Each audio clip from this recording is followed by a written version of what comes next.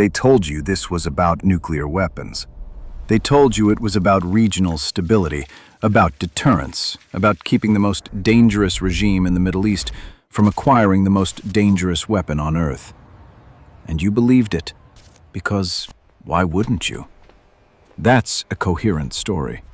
That's a story with clear villains and clear stakes.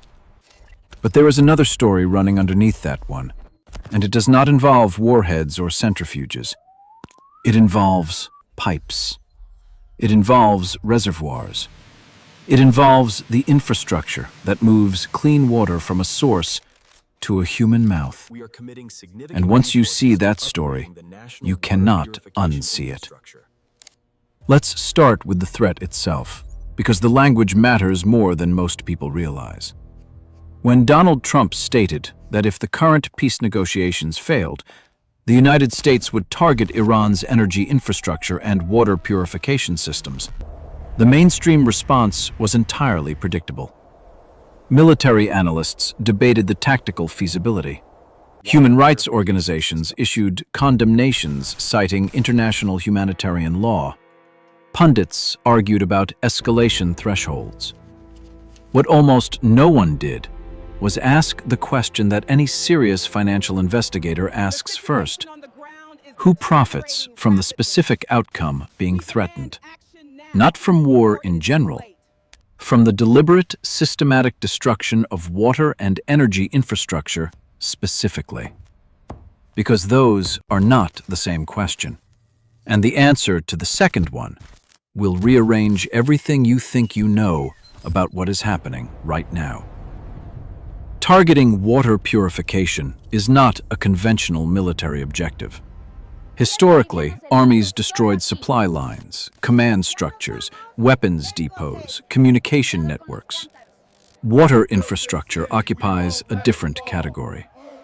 It is, under the Geneva Conventions and their additional protocols, explicitly protected as an object indispensable to the survival of the civilian population. Attacking it is not a gray area in international law. It is a defined war crime. So when a sitting U.S. president names it publicly as a potential target, either he is unaware of that legal framework, which strains credibility, or the statement is designed to do something other than what it appears to do.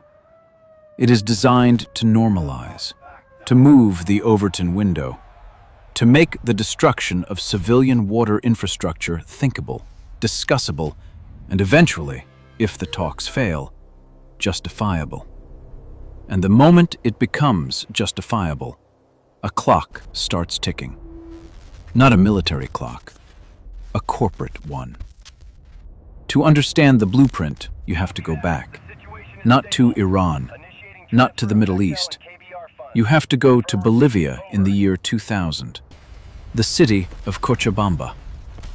The Bolivian government, under pressure from the International Monetary Fund as a condition of debt restructuring, privatized the municipal water system and handed it to a consortium that included Bechtel, one of the largest U.S. engineering and construction corporations in the world. Within months, water prices increased by up to 200% for some of the poorest residents in the Western Hemisphere. People who had built their own wells were told those wells now legally belonged to the private consortium. There were protests. There was a government crackdown. There were deaths. This is not contested history. This is documented. The Bolivian government eventually reversed the privatization under sustained public pressure, and Bechtel filed a $50 million lawsuit against the Bolivian government in an international trade arbitration tribunal for lost profits. They sued a poor country for the profits they expected to make from selling that country's water back to its own people. They lost eventually after years of litigation, but the model did not die in Bolivia. It adapted. Iraq, 2003. Within months of the U.S.-led invasion, Coalition Provisional Authority Order No. 39 opened Iraq's economy to 100% foreign ownership across virtually all sectors. Reconstruction contracts worth tens of billions of dollars flowed to companies like Bechtel. Halliburton's subsidiary KBR, and a constellation of smaller firms with deep ties to the U.S. defense and intelligence establishment. Bechtel specifically received contracts to restore water and sewage infrastructure that had been, in significant part, degraded by the bombing campaign conducted by the same government that then awarded those contracts. This is the loop. Destroy the infrastructure, win the contract to rebuild it, structure the rebuild through public-private partnerships that give the corporation operational control for 25 to 30 years, and collect fees from a traumatized population that has no alternative because the public capacity to run those systems was destroyed along with the physical infrastructure. You don't need to occupy a country with soldiers forever. You occupy it with contracts. Libya, 2011. The intervention was framed as humanitarian, a necessary response to Gaddafi's threat to massacre civilians in Benghazi. What followed the collapse of the state was, among other things, the degradation of what had been called the Great Man-Made River, one of the largest irrigation and water distribution projects on Earth, providing fresh water to millions of Libyans across a largely desert nation. That system, which Gaddafi had built over decades using oil revenues and which he called the eighth wonder of the world, has been in varying states of dysfunction and disrepair ever since the state collapsed. The reconstruction potential of Libyan water infrastructure has been included in foreign investment prospectuses. It has been discussed in the context of post-conflict economic normalization. It remains an asset in the language of international development finance that is waiting to be unlocked. That phrase, waiting to be unlocked, is doing an enormous amount of work in a very small space. Now bring that blueprint forward to 2026 and apply it to Iran. Iran has a population of approximately 87 million people. It is a water-stressed country.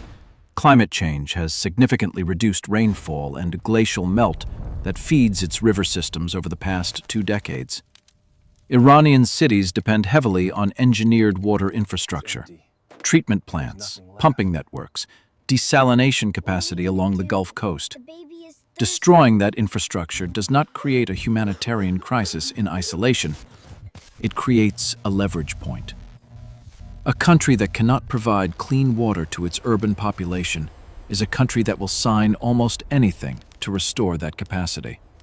And in the post-conflict reconstruction economy, the entities positioned to offer that restoration are not governments. They are corporations.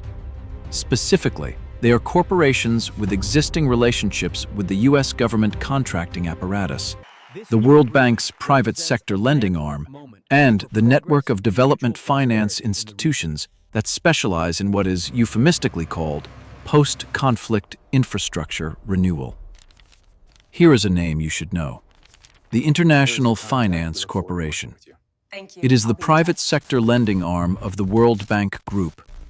It has, over the past 2 decades, dramatically expanded its portfolio in water and sanitation privatization projects across the developing world. It provides low-interest financing to private consortiums that then acquire operational control of municipal water systems in countries that cannot finance the infrastructure themselves. The result, consistently, is a structure where public money underwrites the risk and private capital captures the revenue. When you look at the major players in this space, the infrastructure funds, the private equity arms of firms managing assets in the hundreds of billions, you are looking at the same institutional investor class that has been quietly accumulating stakes in water utilities, desalination technology companies, and water rights across every continent for the past 15 years. Water, in the portfolio language of the global financial elite, is the ultimate defensive asset. Inelastic demand, no substitute. And in a world of accelerating climate stress, increasing scarcity, the investment thesis writes itself. Iran, sitting outside this system, with its nationalized water infrastructure, its state-controlled energy sector, its explicit rejection of the World Bank and IMF framework since 1979, represents, in the language of that investment thesis, an unmonetized asset pool of staggering scale. And the only thing standing between that asset pool and the corporations that want access to it is the current Iranian state. Which brings us back to the threat. Which brings us back to Islamabad. Which brings us back to the specific, deliberate, legally anomalous choice to name water purification infrastructure as a target. This is the 2026 endgame, and it is not subtle if you know what you are looking at. The military threat creates the permission structure. The failed diplomacy creates the justification. The bombing creates the need. And the need creates the contract. The contract creates the dependency. And the dependency is permanent. Because once you have restructured a nation's essential infrastructure around a 30-year private concession agreement with a foreign corporation, you have not liberated that country or rebuilt it. You have enclosed it. You have converted a public resource that belonged to the people of that nation into a revenue stream that belongs to shareholders in New York, London, and Riyadh. On the population, having survived the bombs and the disease and the displacement, now pays a monthly bill to a company listed on a stock exchange they have never heard of for access to something that falls from the sky. This is what ownership looks like in the 21st century. It does not look like colonial flags or occupying armies. It looks like infrastructure bonds and concession agreements and development finance. It looks like aid conditions and reconstruction tenders. It looks like a press release from a multinational announcing a public-private partnership to restore clean water access to a conflict-affected population. The language is humanitarian. The structure is extractive. And the people making the threats in Washington understand this perfectly, because the people advising them are the same people who will be submitting the bids when the infrastructure is gone. The war was never about oil. It was never really about nuclear weapons. Those are the narratives that keep your attention on the wrong target. The real target is the infrastructure of survival.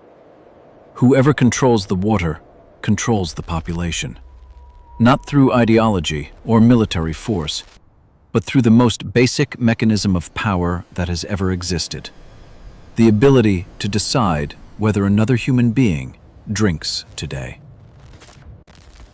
If you think this channel is being alarmist, ask yourself why the same corporations appear in the reconstruction contracts of every major conflict zone of the past 30 years.